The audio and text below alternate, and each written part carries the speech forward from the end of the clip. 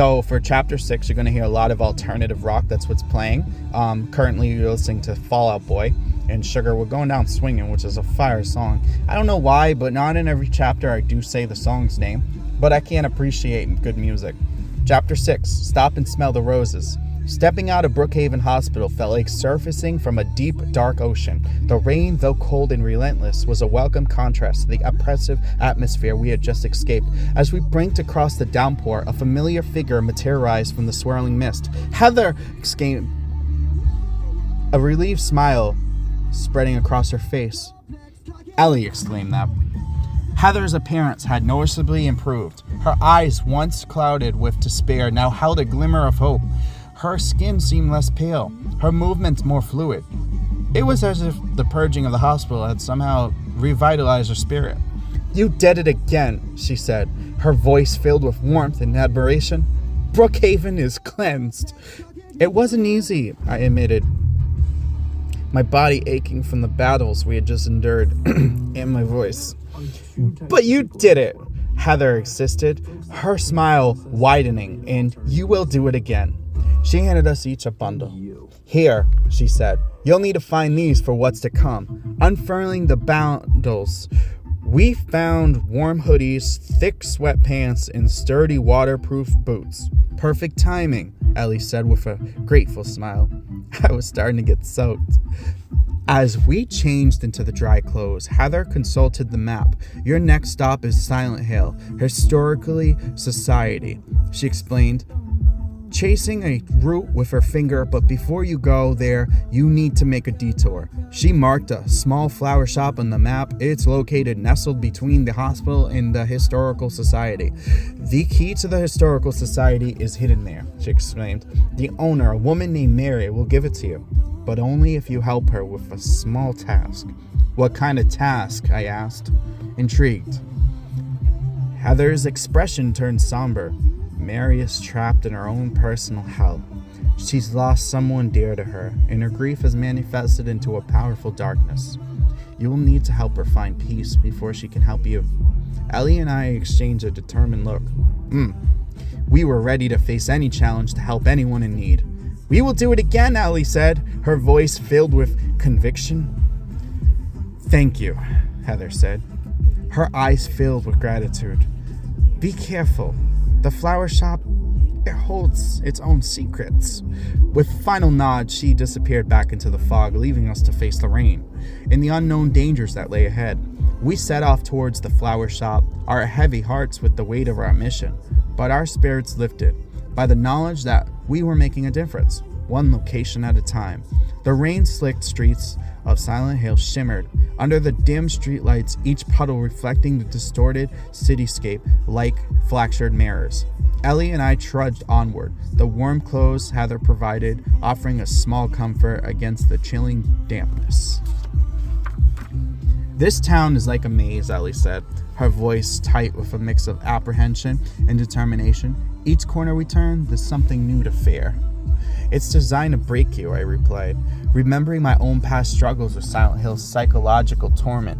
"But we won't let it. We have to have each other." Ellie squeezed my hand, her touch a reassuring anchor in the swirling chaos. "I know, it's just a lot to take in." "I understand," I said, offering a supportive smile. "But you are stronger than you think, Ellie." "We both are."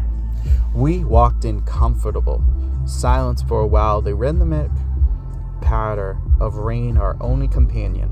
As we approached the flower shop, a faint light flickered through the fog, beckoning us closer. The shop, nestled between two decaying buildings, was a surprising burst of color in the otherwise monochrome world. Its window displayed brilliant, vibrant blooms, a stark contrast to the much death and decay that was surrounding us. Yes, stepping inside, we were greeted. A wave of fragrant warmth. The air was thick with the scent of lilies and roses, a comforting aroma that momentarily dispelled the chill of Silent Hill. But behind the counter, a woman with tired eyes and a melancholic smile greeted us. "Welcome," she said, her voice soft and laced. "Can I help you?" "We're looking for Mary," I said, approaching the counter. The woman's smile faltered. "I am Mary." "Heather sent us," Ellie explained gently. "She said you might be able to help us." Mary's eyes widened with recognition. "Heather, yes. She told me you were coming," she sighed, her eyes drifting towards a framed photograph on the counter. It depicted a young girl with bright eyes and a mischievous grin. "She said you could help me find peace." "We'll do our best," I reassured her. Mary explained that her daughter Lily had been lost to the darkness of Silent Hill years ago. Her grief had manifested into a twisted reality, trapping her in a cycle of despair. To help Mary find peace, we needed to vent her into a personal hell, a disordered reflection of the flower shop, and retrieve a lost locket that held Lily's picture. The journey into Mary's personal hell was harrowing. We navigated through a labyrinth of thorns and decaying flowers, battering grotesque creatures that resembled wilted plants and monstrous insects. The air was thick with the scent of decay and the echoes of Mary's sorrowful cries. Finally, we found the locket nestled amongst a bed of withered roses. As we returned it to Mary, a wave of peace washed over her. Her eyes, once filled with sorrow, now held a glimmer of acceptance. "Thank you," she whispered, clutching the locket to her chest. "You have given me the strength to let go." She reached under the counter and retrieved a small ornate key. "This is for you," she said, handing it to me. "The key to the Silent Hill Historical Society. May it guide you towards the light." As we left the flower shop, the rain had stopped, and a silver of moonlight peeked through the clouds. We had helped Mary find peace, and in doing so, we had found a piece of ourselves. Our journey continued, our hearts filled with hope and determination, ready to face the next challenges that awaited us in the depths of Silent Hill. The rain ceased as abruptly as it began, the clouds parting to reveal a silver of moon hanging in the stinky sky.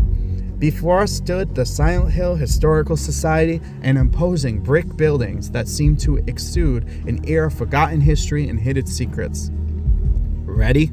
I asked Ellie, my hand hovering over the ornate key Mary had given us.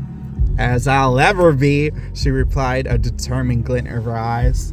I inserted the key into the lock, the heavy door creaking open with a groan. Instead of a grand entrance hall, we were met with a narrowly, dimly lit staircase descending into the depths of the building. "That's unexpected," Ellie remarked, peering down the seemingly endless steps. "Silent Hill rarely is what you expect," I said, a shiver running down my spine. We began our descent, the stone steps cold and damp beneath our feet. The air grew heavy with the scent of dust and decay, the silence punctured only by the echo of our own footsteps. Minutes stretched into an eternity as we spiraled downhill, the oppressive atmosphere weighing heavily in our minds. Finally, after what felt like an eternity, we reached the bottom of the stairs. A heavy iron door barred our way into its surface cold and unyielding. I pushed it open and we stepped into a vast, cavernous space.